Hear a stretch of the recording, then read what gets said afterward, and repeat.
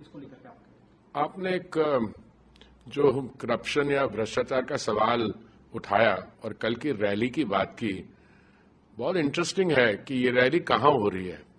ये रैली वहीं हो रही है जहां पे मुझे लगता है आज से कोई 12-13 वर्ष पहले रामलीला ग्राउंड में अन्ना हजारे जी ने एक आंदोलन चलाया था। उस आंदोलन में श्री अरविंद केजरीवाल जी भी भाग ले रहे थे। उस समय वो कहते थे कि वो तो सोशल एक्टिविस्ट हैं और वो कभी राजनीति में नहीं आना चाहते हैं। तो उसकी तो बात छोड़िए, पहले ये आंदोलन किसके खिलाफ था? उस समय सत्ता में कौन सा राजनीतिक दल था? जहां तक आपको भी सबको जानकारी है, कांग्रेस पार्टी का राज था। और उस समय जो भ्रष्टाचार की परिभाषा है वो बहुत इंटरेस्टिंग है। आपको याद होगा 2G, CWG, कोल स्कैम, ऐसे कई बड़े बड़े स्कैम्स की बातें चल रही थी। और ये क्या चाह रहे थे ये लोग कि ये भ्रष्टाचार से और भ्रष्टाचारियों से मुक्ति मिले। अच्छा, यही केजरीवाल जी जो उस समय सोशल एक्टिविस्ट कहलाते थे अपने आप को, उन्होंने कहा, और वो अन्ना हजारे जी के साथ बैठे थे वहां पे आंदोलन के दौरान, उन्होंने क्या कहा था? उन्होंने कहा था कि हम कभी राजनीतिक दल नहीं बनाएंगे, हम कभी राजनीति में नहीं आएंगे। राजनीति में भी आए, उन्होंने राजनीतिक दल भी बनाया, आम आदमी पार्टी, और उन्होंने कहा कि हम भ्रष्टाचार के खिलाफ लड़ेंगे। भ्रष्टाचार के खिलाफ लड़ने के बजाय जो जिनके खिलाफ उन्होंने आरोप लगाए थे उनसे हाथ नहीं मिलाया, गले मिल गए।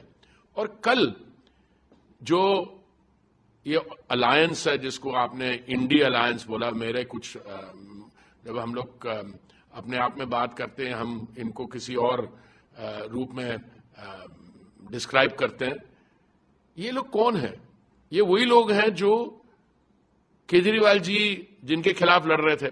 अब ये क्या सम्मेलन होगा वहां पे कि केजरीवाल जी जो इस समय ईडी की कस्टडी में है उनको छोड़ा जाए?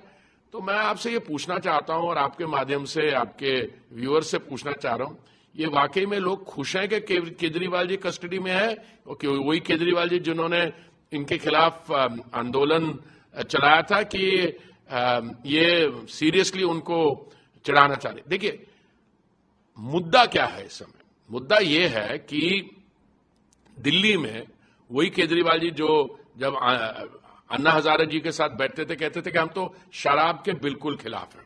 ठीक है, सिर्फ ये शराब के पक्ष में नहीं हो गए, इन्होंने इतना बड़ा एक शराब का घोटाला किया दिल्ली में जिसमें by one get one free, वो भी नहीं, by one get one free का क्या मतलब था? जो एजेंट्स थे उनके कमीशन 4% से 12% हो गई और बहुत सारा पैसा करप्शन में डाइवर्ट हो गया। कहां गया? अभी जो हम लोग सुन रहे हैं, गोवा के चुनाव में गया, इधर गया, उधर गया। अब ये इनकी पोजीशन देखिए, भ्रष्टाचार के ये खिलाफ थे और खुद भ्रष्टाचार में पड़ गए। शराब के ये खिलाफ थे और खूब इन्होंने शराब का घोटाला किया। अब ये इस समय क्या प्रॉब्लम है? ये कस्टडी में क्यों है? क्योंकि नवंबर 2023 से लेके इन्फोर्समेंट डायरेक्टरेट ने 9 बार इनको समन्स भेजे, और समन्स भेजे उसमें सिर्फ एक ही काम करना था, आप अपीयर हो जाते, उनसे बातचीत कर लेते। अगर आप कहते हैं आप निर्दोष हैं तो आप अपनी सफाई दे देते, पर ये समन्स पर रिस्पॉन्ड ही नहीं कर रहे थे। 9th अटेम्प्ट में कुछ दिन पहले ईडी के जो फंक्शनरीज हैं वो इनके घर गए और तब इनको कस्टडी में लिया गया। आज क्या इश्यू है? इश्यू ये है कि वो कह रहे हैं कि हमारे खिलाफ कोई आरोप नहीं है, कोई पैसा नहीं मिला। अरे भाई साहब, इतना बड़ा घोटाला करने के बाद पैसा कोई अपने घर में थोड़ा रखता है? वो तो ट्रेल है, लोगों ने बताया इन्होंने पैसे के साथ क्या किया, कहां डाइवर्ट किया, पर वो तो सारे जांच से पता होगा। और अभी वो कस्टडी में लिए गए हैं और मैं समझता हूं कि ये एक गलत नैरेटिव को फैलाने की कोशिश कर रहे हैं और ये ऐसा बना रहे हैं कि जैसे सरकार की तरफ से कोई गलती हुई।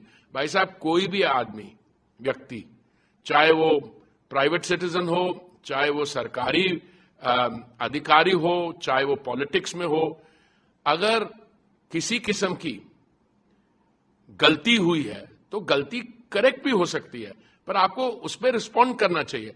और करप्शन से इम्यूनिटी किसी एक इंडिविजुअल को और किसी सोसाइटी में किसी सेगमेंट को नहीं मिलती। अब ये कह रहे जी सरकार जो है वो सख्ती कर रही है और ये डेमोक्रेसी जो है, डेमोक्रेसी खतरे में। कौन कह रहा है ये? इनसे पूछिए।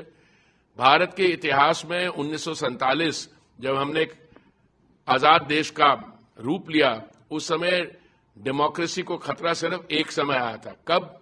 जब कांग्रेस की सरकार ने जून 1975 में सिविल लिबर्टीज को खत्म करके इमरजेंसी लगा दी। और ये है क्या, सिर्फ इमरजेंसी नहीं लगाए, वो धारा 356 कई बार यूज कर चुके हैं। उनके एक तो प्रधानमंत्री थी, शायद 50 बार उन्होंने इस्तेमाल किया। भारतीय जनता पार्टी ने कभी किसी की सिविल लिबर्टी नहीं रोकी, कभी किसी को कोर्ट में जाने से मना नहीं किया, कभी किसी का अधिकार नहीं छुना, और एक बार भी धारा 356 हमने इस्तेमाल नहीं की।